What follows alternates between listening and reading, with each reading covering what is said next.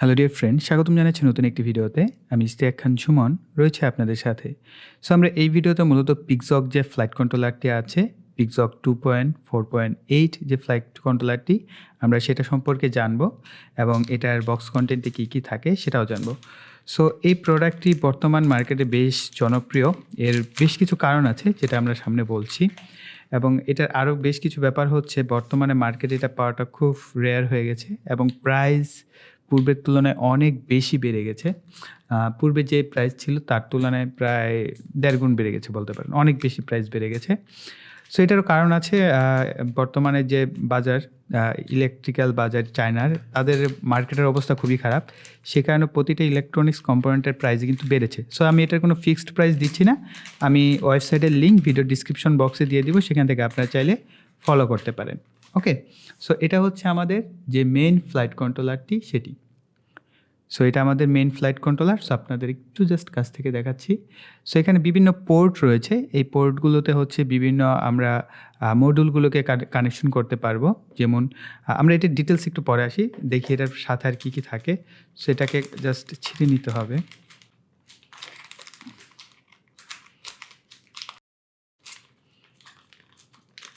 So এটা এই flight কন্ট্রোলের সাথে এগুলো ফ্রি আসবে। সেটা হচ্ছে প্রথমত দেখতে পাচ্ছেন এটি একটি বাজার। সো এই বাজারটি এটার সাথে ফ্রি আসবে এবং এই বাজারের সাউন্ডের মাধ্যমে আপনি বুঝতে পারবেন যে আপনার ব্যাটারির অবস্থান এবং বিভিন্ন অ্যালার্মগুলো এটার মাধ্যমে জানতে পারবেন, আর অর্থাৎ শুনতে পারবেন, জানতে পারবেন না। আর পাশে থাকছে এটার সাথে হচ্ছে একটি পুশ বাটন সুইচ রয়েছে। আপনারা এটাকে প্রেস করে রাখার মাধ্যমে হচ্ছে আপনারা এই যে ফ্লাইট কন্ট্রোলারটি আছে এটাকে অন করতে পারবেন এবং তাছাড়া বিভিন্ন অ্যাক্টিভিটিস এটার অর্থাৎ পুশ বাটন সুইচটার মাধ্যমে করতে হবে। এবং এই যে কেবলটা, এই 3টা পিনের কেবলের মাধ্যমে হচ্ছে আমাদের কানেকশন করতে হবে আমাদের যে রিসিভার মডিউল আছে সেই রিসিভার মডিউলের সাথে। আর কিছু এক্সট্রা কানেক্টর দেওয়া আছে। সো এটা হচ্ছে আপনার মেবি ব্যাটারির কানেকশনের জন্য এটা দেওয়া হয়েছে। আর এটা হচ্ছে ব্যাটারির কানেকশন না, ব্যাটারির মনিটরিং করার জন্য এটা হয়তো বা এরকম আরেকটা কানেক্টর দেওয়া হয়েছে। মেবি এইগুলো বিভিন্ন পারপাস আমরা ব্যবহার করতে পারবো এই কানেক্টরগুলো। সো এখন যদি আমরা এটাকে একটু জাস্ট কাছ থেকে দেখি তাহলে আরও একটু ডিটেলস আমরা বুঝতে পারবো। সো আপনারা এখানে দেখতেই পাচ্ছেন এখানে বেশ কিছু এলইডি বাতি আছে যেগুলোর ইন্ডিকেশনের মাধ্যমে আমরা বুঝতে পারবো যে আমার এখন পাওয়ার আছে কি না বা আমাদের পাওয়ার অ্যাক্টিভ মোড কী আছে সেই অ্যাক্টিভ মোডগুলো আমরা দেখতে পারবো, আমাদের জিপিএস কানেক্ট হয়েছে কিনা। এবং এটার মাঝখানেও আপনারা দেখতে পাচ্ছেন একটা গোল করে এখানেও কিন্তু একটা এলইডি বাতি দেওয়া আছে এবং এখানে যে একটা তীর চিহ্ন দেওয়া আছে অ্যারো, আপনি যখন এটাকে ফ্লাইট কন্ট্রোলারে সেট আপ করবেন তখন এই অ্যারো চিহ্নটা থাকবে আপনার ফ্লাইট কন্ট্রোলারের সামনের দিক। এই অ্যারো চিহ্নটা তখন অর্থাৎ আপনি যদি ফ্লাইট কন্ট্রোলারের সামনের দিক এদিকে রাখেন তখন আপনাকে এইভাবে এটাকে কানেকশন করতে হবে। ওকে, এবং এইটার গায়ে দেখতে পাচ্ছেন 2.4.8 লেখা আছে। তো এই ডিভাইসগুলো হচ্ছে আরডিনো দিয়ে তৈরি করা। এটা হচ্ছে আরডিনো ম্যাগার মাধ্যমে মেবি তৈরি করা হয়েছে। অর্থাৎ এগুলো হচ্ছে অ্যাটমেলের প্রোডাক্ট, কিন্তু বর্তমানে এগুলো কিন্তু জেনুইন কোনো প্রোডাক্ট নয়।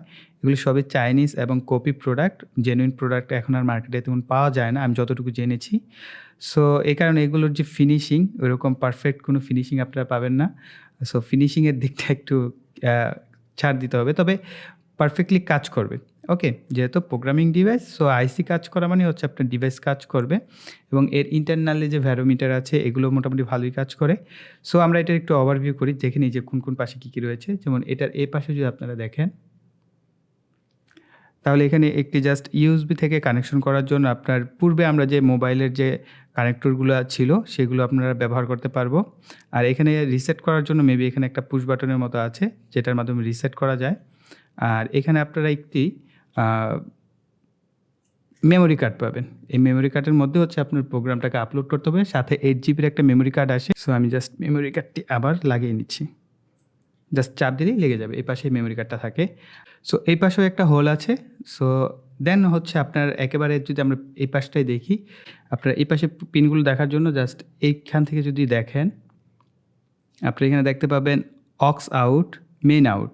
অর্থাৎ অক্স আউট হচ্ছে অক্সিলারি আউট এবং মেন আউট হচ্ছে আমাদের এই ডিভাইসের আউট হচ্ছে আমাদের কোথায় যাবে, মোটরের জন্য। অর্থাৎ আমাদের যে বিএলডিসি মোটরগুলো থাকবে ড্রোনের, সেই মোটরগুলোকে আমরা এখানে মেন আউট থেকে কানেকশন করব।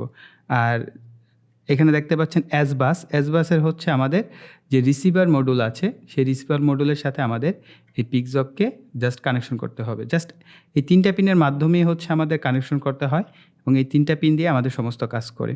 সো আমি এইটা নিয়ে এখনও প্র্যাকটিক্যালি কাজ করিনি। কাজ করার পর আরও আপনাদেরকে ডিটেলস দিতে পারবো এবং এটা নিয়ে কিন্তু আমরা কমপ্লিট একটি ড্রোন তৈরি করবো এটার মাধ্যমে। সো তখন আপনারা এটার স্টেবিলিটি এবং এটা কত ভালো পারফর্ম করে সেটা সম্পর্কে জানতে পারবেন। এবং এটা জনপ্রিয় হওয়ার বেশ কিছু কারণ আছে। আপনারা যদি দেখেন এটার সাথে টেলিমেট্রি, অর্থাৎ আপনি যদি আপনার স্মার্টফোনের সাহায্যে বা আপনার কোনো কম্পিউটারের সাহায্যে বা ল্যাপটপের সাহায্যে আপনার গুগল ম্যাপ থেকে কোনো একটা ম্যাপ আপনি সিলেক্ট করে দেন, সে কিন্তু এই ম্যাপটাকে ফলো করে আবার রিটার্ন চলে আসবে এবং সেটা আপনি আপনার স্মার্টফোন, ল্যাপটপ অথবা কম্পিউটারে কিন্তু দেখতে পাবে। সেই ফিচারের জন্য টেলিমেট্রির প্রয়োজন হয়। সো আপনি এই ক্ষেত্রে টেলিমেট্রি 1 এবং টেলিমেট্রি 2 দুইটা ব্যবহার করতে পারছেন এবং এখানে হচ্ছে মাঝখানে একটা সুইচ পিন এবং দেন আপনারা দেখতে পাচ্ছেন বাজারের জন্য একটা পোর্ট রয়েছে এবং এখানে DSM একটা পোর্ট আছে এবং মজার ব্যাপার হচ্ছে এখানে ইউএসবির জন্য একটা পোর্ট দেওয়া আছে, এই যে পাশে ইউএসবি এবং ADC 3.3 জন্য পোর্ট দেওয়া আছে। I2C পিন হচ্ছে আপনার যখন জিপিএস কানেকশন করবেন। সো এখানে দেখতে পাচ্ছেন এই যে জিপিএসের জন্য আমাদের কিন্তু এখানেও পোর্ট দেওয়া আছে। আর জিপিএস পোর্টের পাশাপাশি আমাদের একটা I2C পোর্টের প্রয়োজন হয়, সেটার জন্য I2C পোর্ট এবং এডিসি দেখেন একটা হচ্ছে 3.3 ভোল্টের জন্য আর একটা হচ্ছে ADC 6.6 ভোল্টের জন্য। অর্থাৎ এডিসি কোনো আমরা যদি সেন্সর ব্যবহার করতে চাই সেক্ষেত্রে এটার সাথে আমরা এডিসি সেন্সর ব্যবহার করতে পারবো। আর এখানে হচ্ছে পাওয়ার মডিউলকে কানেকশন করার জন্য পোর্ট দেওয়া আছে। সো এই হচ্ছে পোর্টস অ্যান্ড ফিচার্স, আপাতত এতটুকুই। তো গাইস, আমি এই পিকজকের সাহায্যে যে আমাদের ড্রোন আছে সেই ড্রোনটা তৈরি করার জন্য এক্সাইটেড এবং আপনারা কতটা এক্সাইটেড সেটা কিন্তু কমেন্ট সেকশনে লিখতে পারেন। আর এই ভিডিও এই পর্যন্ত রাখছি। আমরা পরবর্তী ভিডিওতে আরও ডিটেলস নিয়ে আলোচনা করব এবং পসিবল হলে আমি এটার উপর কমপ্লিট একটা ড্রোন তৈরি করে আপনাদেরকে দেখানোর চেষ্টা করব। সো এই ভিডিও এই পর্যন্তই। আশা করি ভিডিওটি আপনাদের ভালো লেগেছে। ভালো লাগলে ভিডিওতে একটি লাইক দিবেন, কমেন্ট করবেন, ভিডিওটি শেয়ার করবেন। আর যারা এখনও চ্যানেলটি সাবস্ক্রাইব করেনি চ্যানেলটিকে সাবস্ক্রাইব করে পাশে বেল বাটনটি অ্যাক্টিভ করে দিবেন পরবর্তী ভিডিওর নোটিফিকেশন পাওয়ার জন্য। সো এই বলে এখানে বিদায় নিব। সকলে ভালো থাকবেন, সুস্থ থাকবেন। টাটা।